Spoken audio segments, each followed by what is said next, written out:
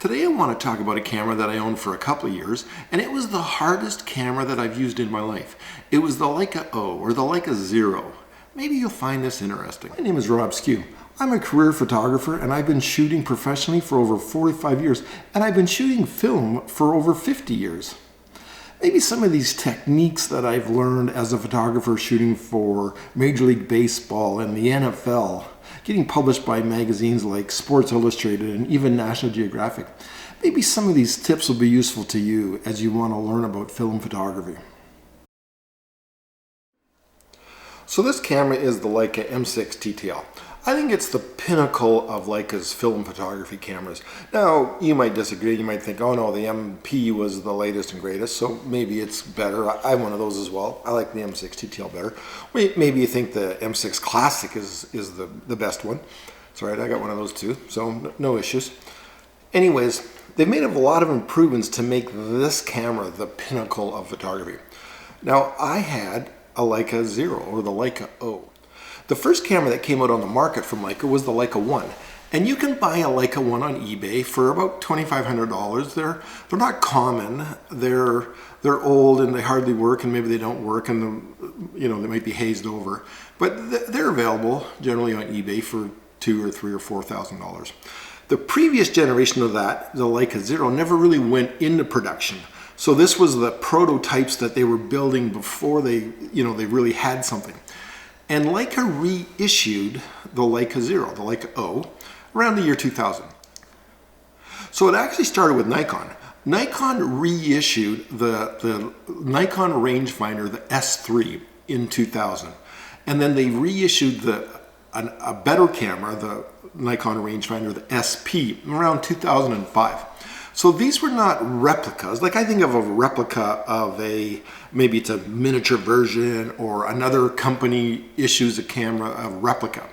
These Nikon rangefinders were reissues. They went back to the original plans. They tried to get information from the original people who worked on them if they were still alive. And they reissued this camera.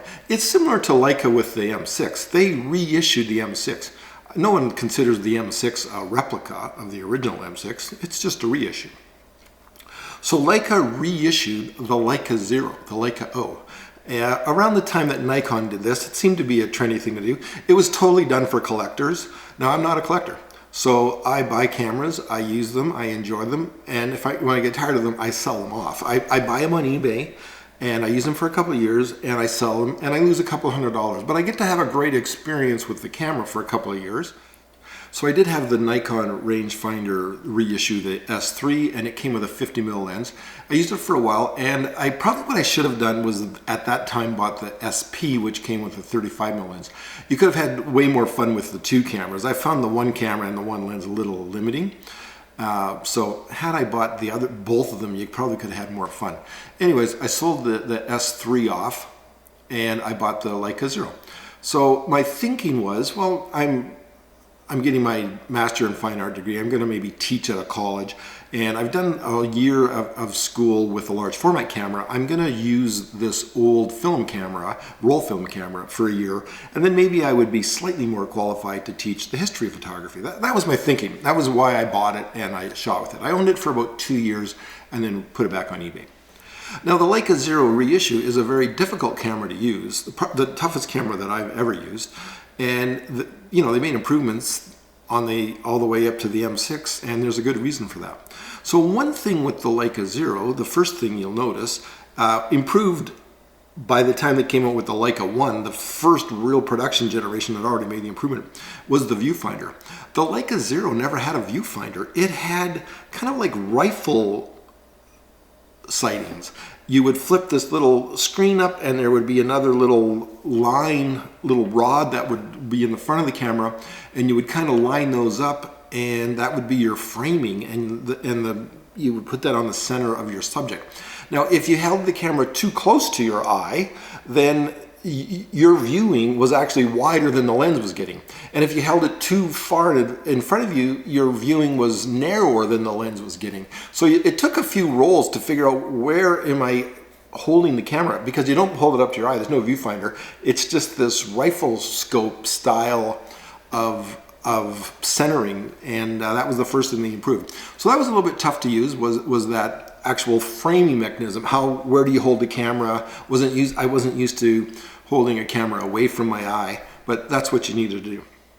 So by the time they came out with the Leica 1, they'd already put a basic viewfinder on it, and that was probably the most important upgrade that you could do. Now, other things that I wasn't used to on a rangefinder camera, I had Leicas before I bought this, but I'd never had a camera with a built-on 50mm lens, so it was a collapsible 50 and not interchangeable. So the lens itself was sharp. Now, when they reissued the camera, they made a couple of changes. First off, the sprocket holes were different than the original because sprocket holes on film changed over the course of the 100 years. It used to be movie film, and then when it became 35mm, the sprocket holes changed, the different size, different spacing. So the reissue had the modern sprocket holes, and it had modern lens coating. So the 50mm lens, it was a 53.5. It was actually nice and sharp and collapsible, solid, and it was a nice little lens. Now the camera itself, again, no viewfinder, nothing really on top. It was super small. Now I've used rangefinders and other full frame cameras. I have never used a full frame camera as small as this.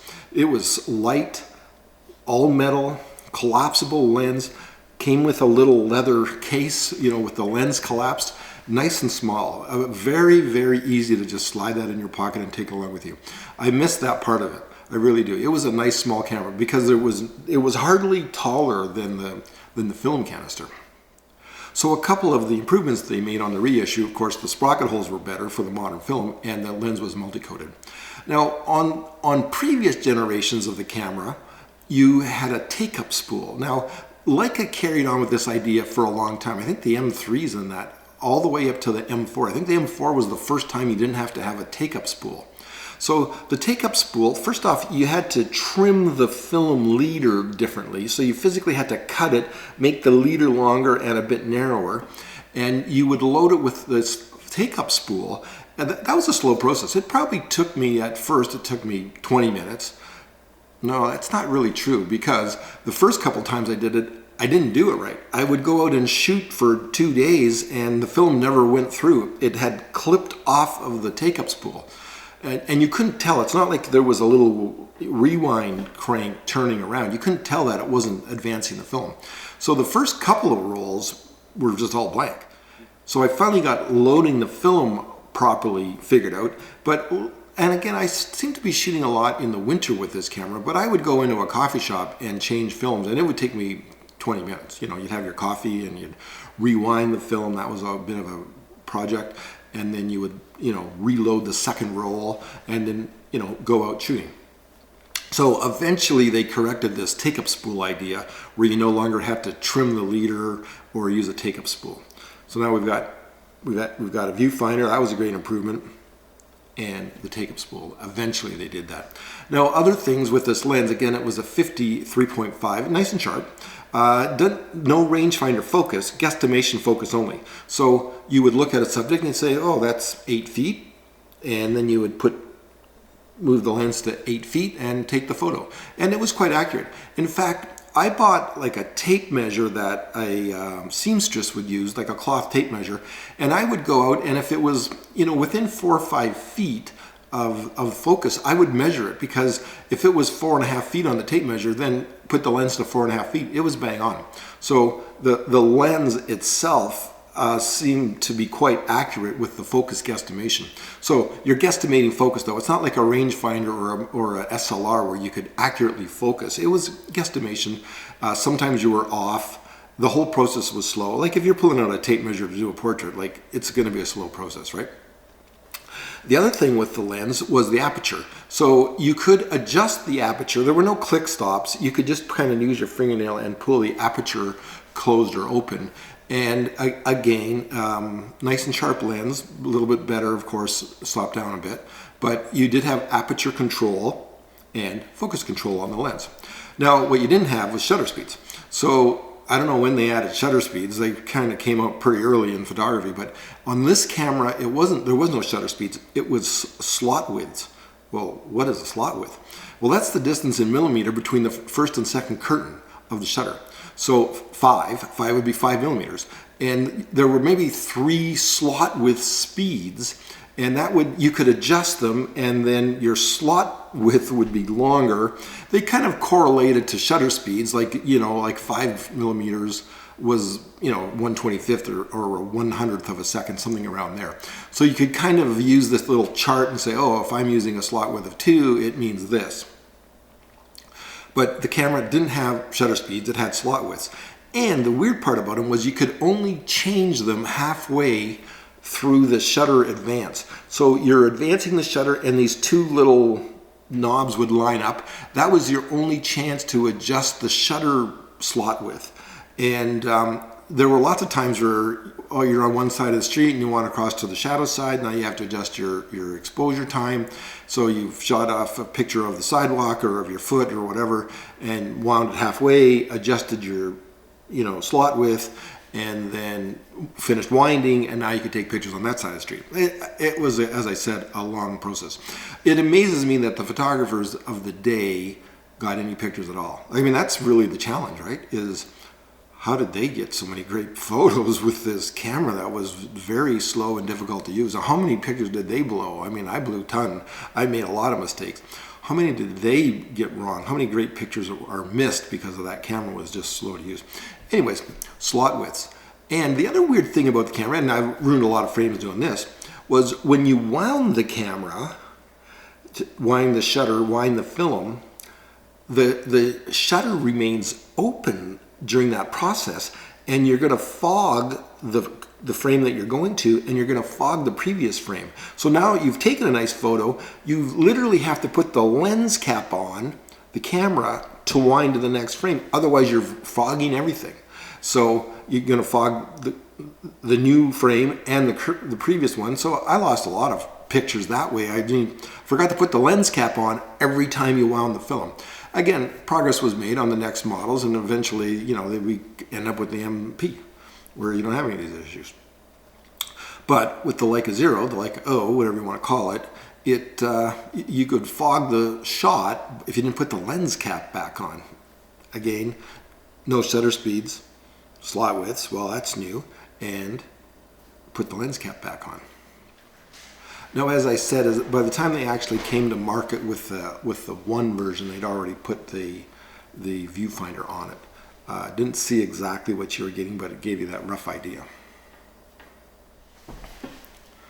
So as I'm shooting with this camera, everything was really street photography, and it was part of my course, my master's degree. And let me just say, no one cares what camera you use when you take a photo. So it's not like you could say the pictures were okay photos, but they were better because you used an older camera. I mean, a picture has to stand on its own. No one cares what camera you used, ever. It's unrelated. However, I did shoot with this, did a lot of street photography. I would go to things like the Good Friday procession. So at something like this, some people are in costume, some people are kind of in a cultural costume that goes with the day, and some people are along the parade route watching this procession go by. So I had been to the Good Friday procession a number of times. You always get some great photos, and with this camera, there was some great opportunities. There was, you know, the characters that are part of the procession. There are people along the sidelines. Like, I always loved this portrait of this gentleman. He was just waiting for the procession to start, and again, shot with the Leica Zero.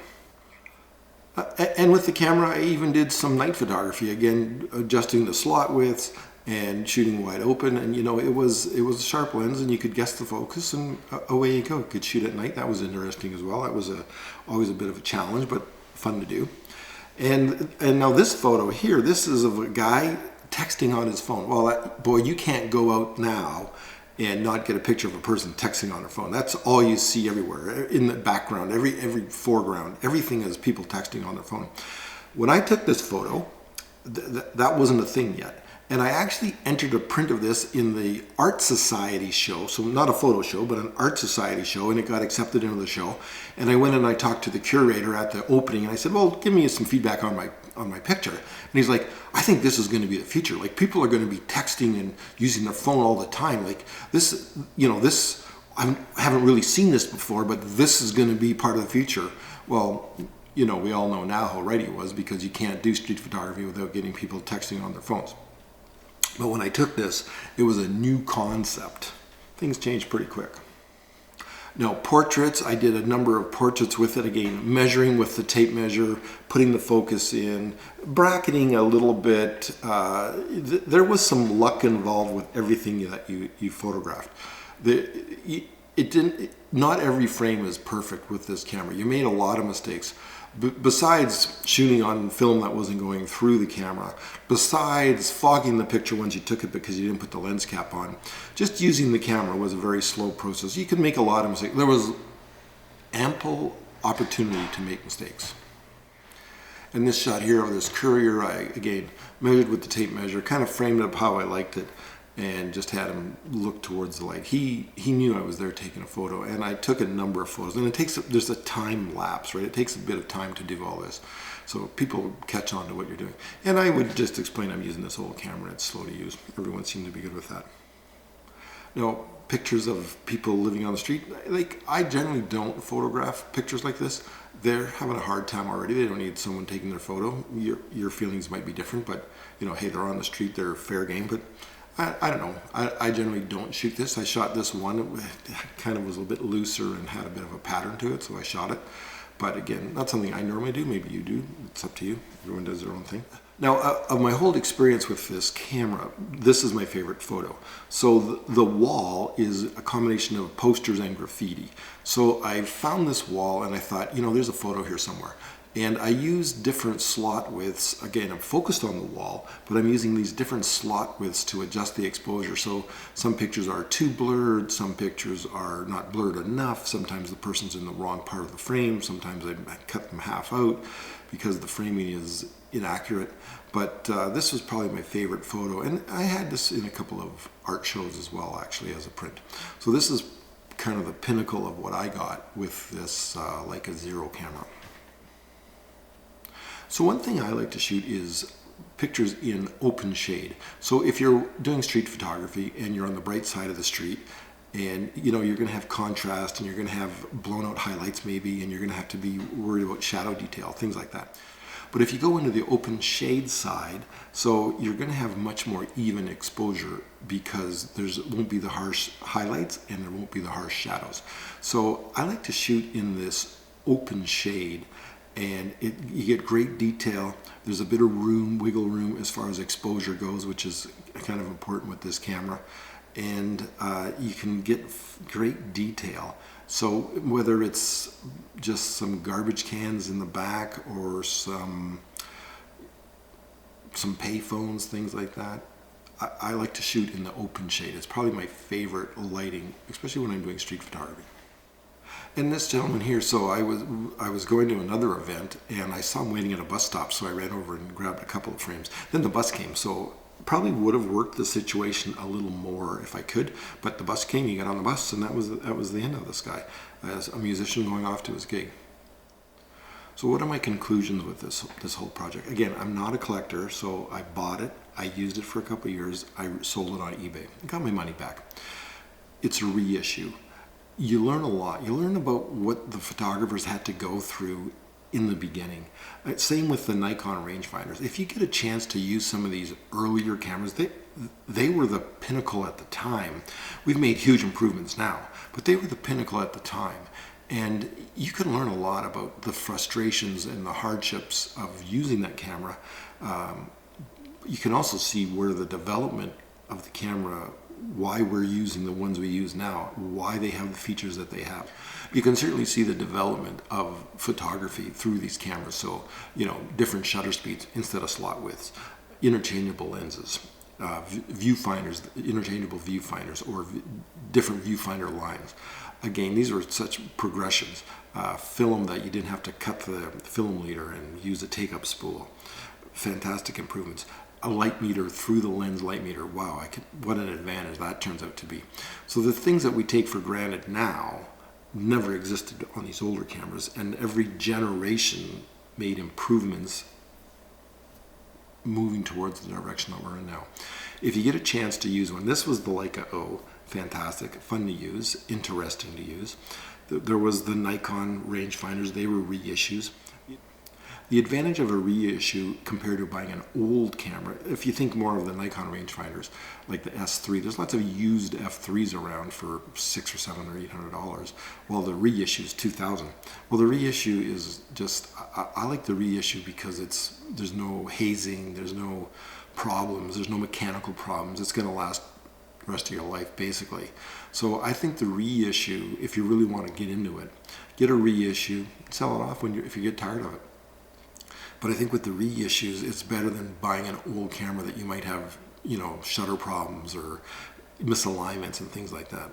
Just saying, that'd be my view. That's why I like them. There's lots of SPs around used, but the reissue is just a better camera if you're going to use it. If you're going to put it on the shelf and collect it, that's different. I was a professional photographer. We never collected cameras. You couldn't afford to have your old cameras kicking around. You needed to trade those in against the new models because you didn't have the money to collect cameras. There were no cameras sitting around on your shelf that were, not being used.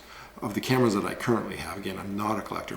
The cameras I currently have, I would say in the last 5 or 6 weeks, I've probably shot 3 or 4 rolls in each of them. So the things with the reissues is you can buy them off eBay, use them for a couple of years, and then resell them. You get most of your money back. And just using these older cameras just kind of teaches you what the frustrations were of the early photographers, why the modern camera have the features that they do, how did it progress. So this past weekend I'm shooting with the M6 at a blues and jazz festival. I can appreciate all the advancements that were made, all the upgrades over the Leica thread mount, over the M4, which didn't have the meter. All of these great improvements, you can see and feel why they were added and just how important they are. It took 100 years. It took 100 years to go from the Wright brothers airplane, now we're in space. And it took 100 years for the automobile. And it took 100 years for the camera. The camera has come a long, long way. Small improvements on every model until we end up with, the MP or the M6 TTL. But we started with the Leica Zero. It's fun to shoot with. It's worth giving it a go if you can find one. And if you can't find a Leica or you're not into Leica, the Nikon rangefinders are great too. Again, there was the S3 and the SP. Either one is great. Shoot with it, enjoy it, move it on if you don't like it.